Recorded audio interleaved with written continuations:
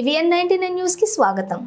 కుటుంబ వ్యవస్థ ఇక నిలవబడదు, త్వరలోనే కూలిపోతుందని అధ్యయనాలు చెబుతున్నాయి. అందుకు గల కారణాలు అతి తెలివి, గర్వం, డబ్బులు ఉన్నాయనే అహంకారం, చిన్న తప్పులను కూడా భరించలేని అసహనం, ఓర్పు లేకపోవటం, పిల్లలు పెద్దలు కూర్చొని మనస్ఫూర్తిగా మాట్లాడుకోలేకపోవటం, ఎక్కువ సమయం టీవీ, ఫోన్లు, ఇతర నెట్ ప్రోగ్రాంలలో మునిగిపోవటం.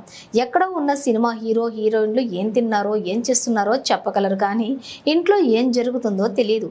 చిన్న విషయాలకు అలిగి సొంత వారితో కూడా దూరంగా ఉండటం, ఎవరో ఒకరి నోటి దురుస్థానం వల్ల, కోపం వల్ల కుటుంబం అంతా చెదిరిపోవటం, ఆర్థిక విషయాలలో ఇంటి పెద్దల సలహాలు తీసుకోకపోవటం, భార్యాభర్తలు తల్లిదండ్రులు తరచూ గొడవలు పడుతూ ఉండటంతో పిల్లల పెళ్లిళ్ళు అంటే భయం కలిగిస్తోంది.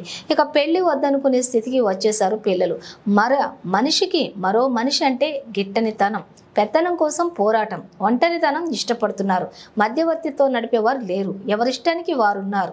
ఇక మంచి చెప్పినా నచ్చటం లేదు. కుటుంబ నిర్వహణ అనేది గొప్ప కళ, అది తెలియకపోవటం మరో కారణం. మానవ సంబంధాలు సున్నితత్వం మరిచిపోయి మొరటి వ్యవహారం వచ్చేసింది. భార్యాభర్తలు కలిసి కుటుంబాన్ని నడపడం మర్చిపోయారు. నేను చెబితేనే చేయాలి అనే ధోరణి ప్రబలిపోయింది. సోషల్ మీడియాలో జరిగిందే నిజం, ఇంట్లో జరిగేది ఒక డ్రామా అన్నట్లు ప్రవర్తిస్తున్నారు. ఎవరైనా మరణిస్తే ఒక ఆకర్షణీయమైన మెసేజ్ పెట్టేసి చేతులు దులుపుకుంటున్నారు. ఇళ్లకు వెళ్ళి పలకరించడం లేదు, మోయడానికి కూడా నలుగురు వచ్చే పరిస్థితి లేదు. ప్రజలంతా ఎవరికి వారే అన్నట్లు నిర్లిప్తంగా ఉండిపోతున్నారు. పక్కనే గొడవలవుతున్నా చూస్తూ వెళుతున్నారు తప్ప ఆపే ప్రయత్నం చేయని పరిస్థితి. ఇదే పరిస్థితి కొనసాగితే అతి త్వరలోనే కుటుంబ వ్యవస్థే కాదు, అసలు మానవ సంబంధాలు కూడా తెగిపోతాయి అనడం అతిశయోక్తి కాదేమో.